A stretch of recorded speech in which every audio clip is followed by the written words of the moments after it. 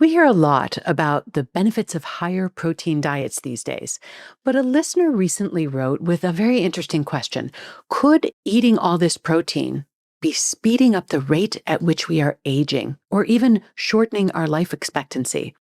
I won't give away the answer here, and not just because I hope you'll listen to the entire episode, but because it's not a simple yes or no answer.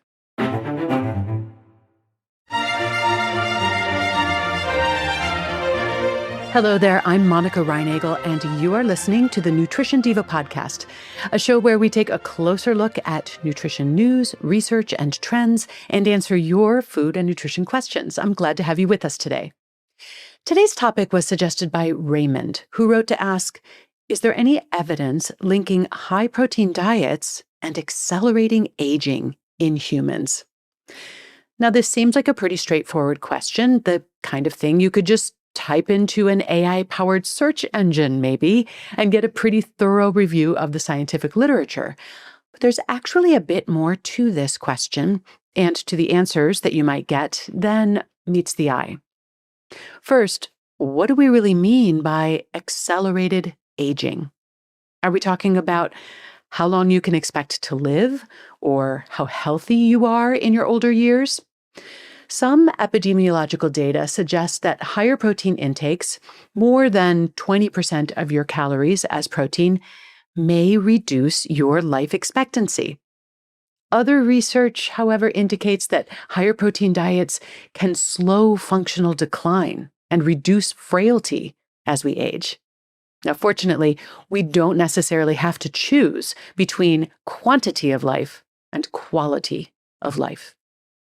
There are many other factors that influence the relationship between protein and aging, such as what kind of protein foods you're eating.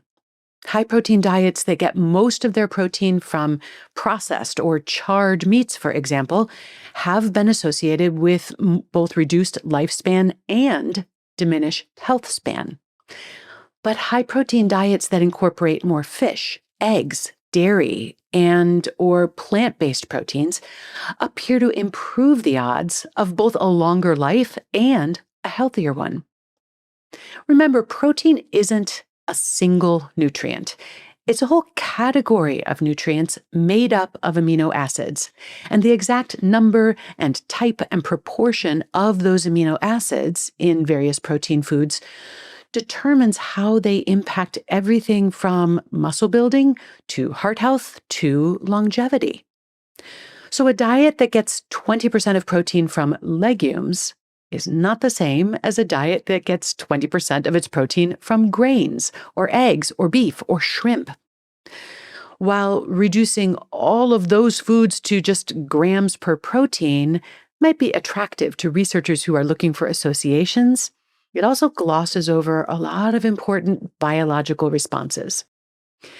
Moreover, all of these protein foods contain more than just protein. They may also provide fiber, omega-3s, saturated fats, iron, B12, and dozens of other nutrients, all to varying degrees. And even when we try to take into account the source of the protein, it's hard to suss out which effects on health or longevity may be due to other nutrients in those protein-containing foods. All of these different protein foods also fit into larger dietary patterns, which also play a big role in health and longevity. Even if 20 or 25% of your calories are coming from protein, the vast majority of your calories are still going to come from some combination of fats and carbohydrates, all of which contribute to your health and your longevity in various ways. For example, diets that are very high in red meat have been linked with higher mortality, but diets that are very high in red meat, but also very high in vegetables, are not linked with higher mortality rates. And similarly, high-protein diets that are also very low in carbohydrates appear to be more of a risk than high-protein diets that are not. So as you can see, trying to predict future health risks based on the amount of protein in the diet is pretty complex. But even if we could perfectly control for all of the variables I've mentioned so far, the amount of protein, the protein sources, the overall dietary pattern, and so on, there's another category of variables that may be even more important. And these variables all have to do with who is eating this protein. The benefits of higher protein diets are more pronounced in certain situations. For athletes, for those recovering from illness or injury, or those who are losing weight, the benefits of higher protein diets may more than outweigh any theoretical concerns. Age plays a big role here as well. In one notable analysis of U.S. adults, the same percentage of calories from protein was linked to very different outcomes depending on age. Among people ages 50 to 65, those who got 20% or more of their calories from animal protein had a higher risk of dying, particularly from cancer and diabetes. The same amount of protein from plant sources had no increased risk in this age group. Meanwhile, in adults over 65, that same protein intake was associated with lower risk of overall and cancer-related deaths. And while plant-based protein sources appeared to be advantageous in that middle-aged group, other studies have specifically noted that animal proteins are more effective in reducing frailty in older populations. And finally, regardless of your age, the optimal amount and sources of protein for any individual is going to depend on their baseline health. Impaired kidney function, or heightened cancer risk, or poorly controlled diabetes, or any number of other health conditions can really impact this equation. So, coming back to Raymond's original question, is there evidence that a high-protein diet accelerates aging?